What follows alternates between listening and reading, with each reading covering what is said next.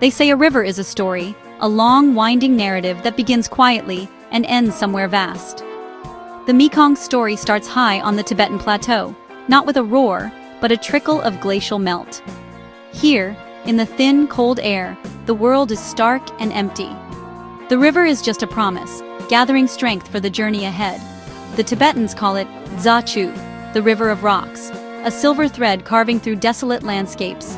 This quiet stream will soon swell into a force that defines nations and feeds millions. Before it reaches Southeast Asia, the Mekong has already lived 1,000 lives. Witness to monks' solitude and herders' resilience. It tumbles through deep gorges in China's Yunnan province, where it's known as Lankangjiang, the turbulent river. The water churns, sculpting the earth with relentless patience, a wild, unpredictable force. The minerals and sediment collected here will nourish lands far downstream. What happens in these remote mountains shapes the lives of fishermen thousands of kilometers away. The dragon is awake, and it is moving. The journey begins slowly, gathering momentum with every stream that joins. It's a story of connection, a reminder that the river's origins matter to all who live along its banks. From icy solitude to the promise of abundance, the Mekong's beginning is humble, yet powerful.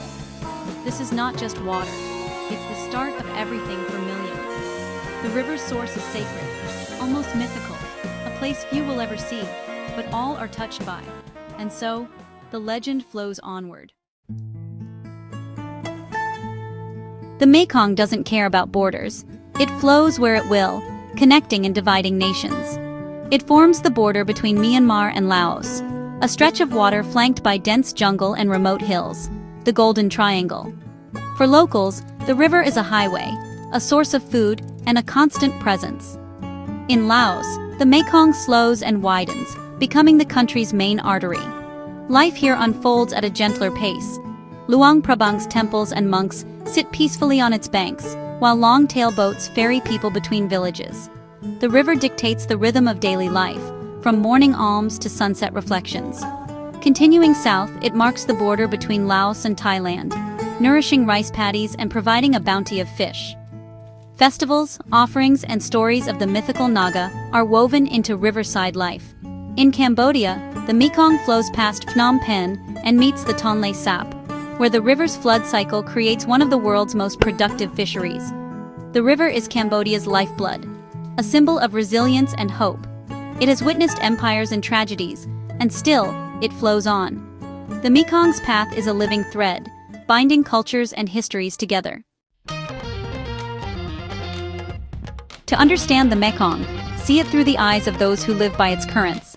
At dawn, fishermen cast nets with practiced grace, a dance between man and water, repeated for generations. The river is a marketplace, especially in Vietnam's delta, where floating markets bustle with boats laden with fruits, vegetables, and fresh catches. Life unfolds on the water, children swim before they walk, families gather on stilt houses, and meals are shared as the river flows beneath. Festivals like Loy Krathong fill the night with candle-lit floats, honoring the river's spirit. The Mekong is a playground, a pantry, and a place of worship. Evenings bring calm, motors fade, crickets sing, and families reflect together. The river's importance is clearest in these quiet moments. It's not just a geographical feature, it's the heart of the home. The river's rhythm shapes every aspect of life, from work to celebration. Its generosity sustains, its presence comforts. The Mekong is the pulse of the people. Here, water is life, and life is inseparable from the river. This is the true rhythm of the Mekong. The Mekong's story is told through its people. In northern Laos, an old fisherman named Kham shares wisdom passed down through generations, knowing the river's moods, its secrets, and its gifts. Near Cambodia's Tonle Sap, Sray's family depends on the annual flood, turning fish into prahok to sustain them through lean times. In Vietnam's delta, a young woman paddles tourists through coconut groves, saving for university, her future shaped by the river's bounty. Each story is unique. A fisherman's knowledge, a mother's resilience, a daughter's hope. These are not just anecdotes, they are the human face of the river. The Mekong is a provider, a protector, a keeper of memories. Its currents carry dreams, struggles, and traditions. Every life along its banks is a thread in the river's tapestry. The river's story is written in the lives it touches. To know the Mekong, listen to its people. Their stories are the river's soul. The Mekong's journey is a transformation of landscapes. From a swift, narrow stream in Tibet, it becomes a wild river flanked by jungle-clad mountains in Laos and Thailand. The water is turbulent, the scenery dramatic, a place where nature still rules. As it flows into Cambodia, the land softens into wide, fertile plains, dominated by the vast Tonle Sap Lake. Here, the river's flood cycle breathes life into rice paddies and palm groves, the agricultural heartland. In southern Vietnam, the Mekong splinters into the Nine Dragons, a sprawling delta where land and water intertwine. Life is lived on boats and stilt houses, the soil rich from centuries of sediment. The delta is a massive garden, overflowing with fruit, rice, and coconuts, a final gift before the river meets the sea. The Mekong's journey is a living lesson in geography and abundance. Each landscape has its own character, its own rhythm. Watching the river change is like watching a life unfold, from wild youth to generous old age. The Mekong's transformation is a moving spectacle of nature's diversity. It is a river of many worlds. The Mekong is the mother of all waters, sustaining 60 million people in its lower basin. Its fisheries are among the world's most productive, providing vital protein from tiny fish to giant catfish. The river's floods, though sometimes destructive, bring nutrient-rich silt that ensures bountiful harvests. Rice paddies and orchards thrive on its banks. The river is the silent partner in every farmer's life. The Mekong is also the region's original highway, connecting villages, towns, and cities. Boats carry people, goods, and ideas, binding communities together. The river is more than practical.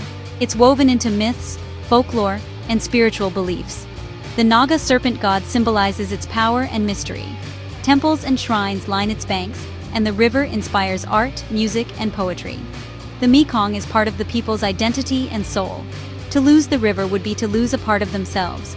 Its gifts are both material and spiritual. The Mekong nourishes body and spirit alike.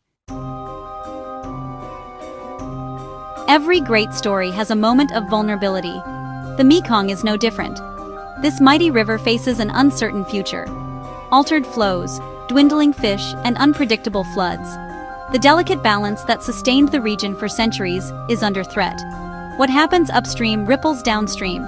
Sediment loss, disrupted migrations, and changing livelihoods. The Mekong's generosity is not limitless. It is a living, fragile system. Its beauty lies in the resilience of its people and the web of life it supports.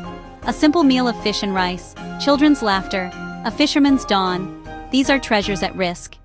To travel the Mekong is to be humbled by its power and vulnerability. This is more than a river.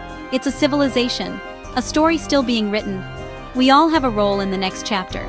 The first step is to care, to see, to understand, to value what's at stake. The Mekong story is not over.